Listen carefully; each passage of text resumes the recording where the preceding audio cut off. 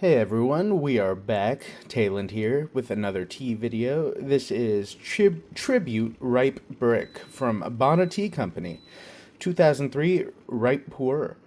First, we'll start with the website, pricing, and description, and then we will begin brewing the tea, so feel free to skip ahead. Everything is timestamped down below. So, looking at this tea, it is a 2003 spring harvest. Weight for one of these bricks is 150 grams. I have a sample from their ripe pu'er sampler pack. Grade is 1 through 3.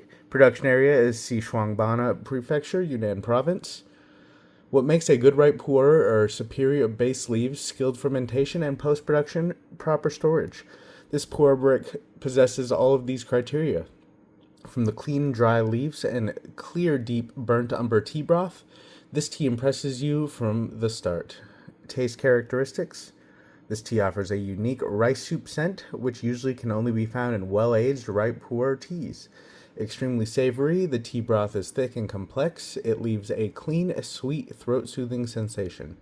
While enjoying the tea, don't forget to smell the amazing aroma from the bottom of the fairness cup or the lid of your gaiwan to enhance your sensory experience.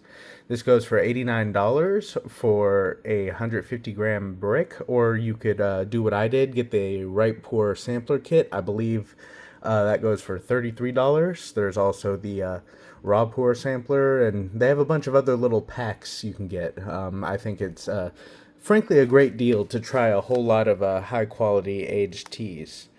But here it is in all its glory, little sampler pack. This comes as a 8-gram sample, so they give you a nice hefty one. And let me open it up and explain the dry smell profile.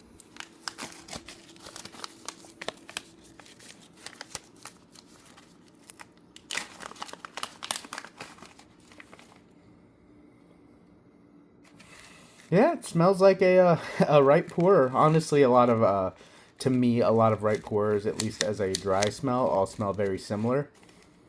Kind of have that book-like soil, kind of damp. Some of them it's like really woody. Others it's like more soil. I'd say this is like a damp basement soil, a little bit of wood, a little bit of like a mellow sweetness in there, but there's definitely, I'm not getting any cocoa vibes from this. I feel like some ripe pu'ers are very chocolatey or cocoa-like in nature, but this one's just yeah, pretty straight up everything I said for dry smell. We're going in full boiling. This gaiwan's already full heated up, and we will do that really as quick as I can move my hands. And I think I'm going to use my strainer today, just because this is a aged ripe pu'er and it looks like it has a lot of little pieces.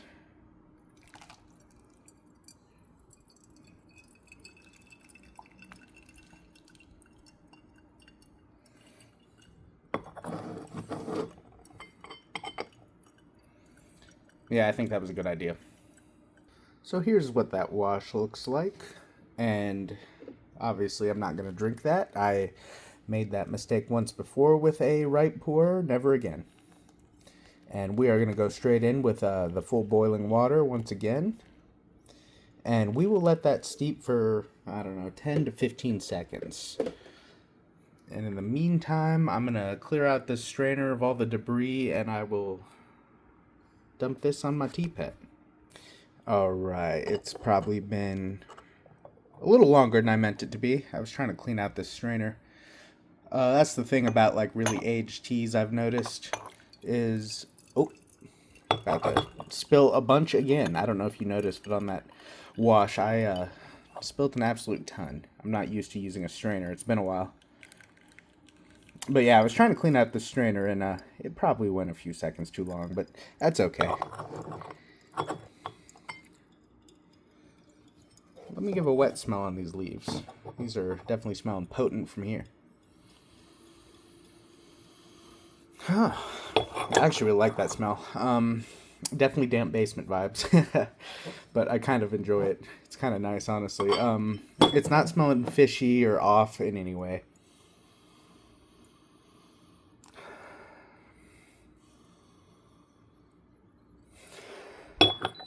It's honestly, I will say it's kind of musty, like you can tell it's been aged, but it's not off-putting for me. It's kind of inviting. It's like a deep soil, damp, aged, kind of an old wood, old library, like old leather almost kind of vibe. It smells real nice. I'm real into the smell of this so far.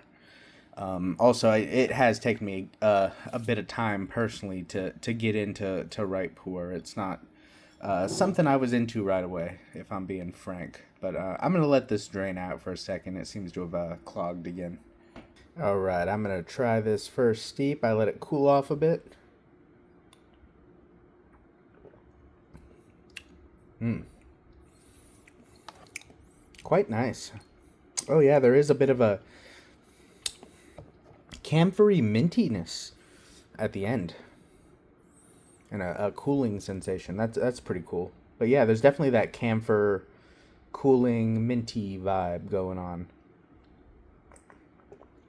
Nice full body, a bit woody, maybe a little mushroomy.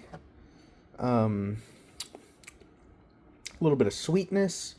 As I said before, I definitely did brew it a little too long that time because I was distracted doing things, but it still holds up pretty well. I wouldn't say there's any bitterness.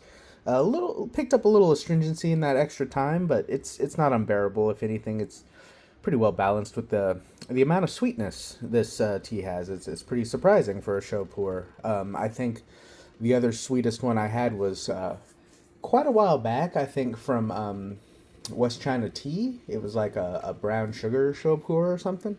I don't know, I'll link it in a card up there. But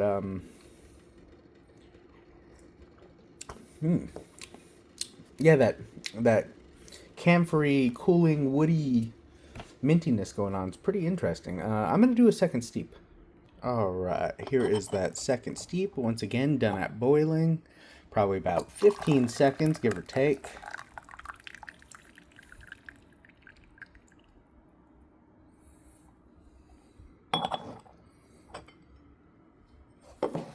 Let me smell these again.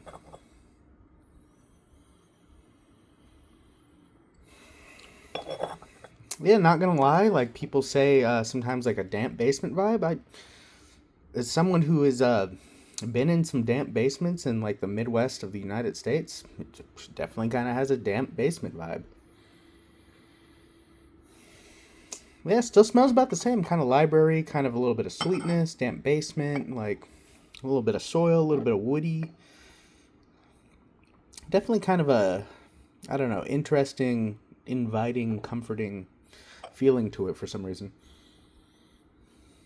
Cannot explain it, but still nice and dark. That one was a little bit less time. I actually kept my eye on it that time. All right, I'm gonna try this second steep.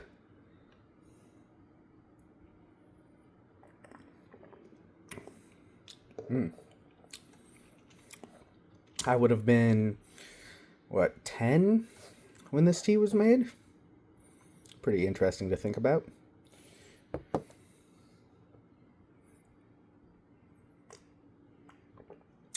It's very nice tea, very calming, very smooth, very easy to drink.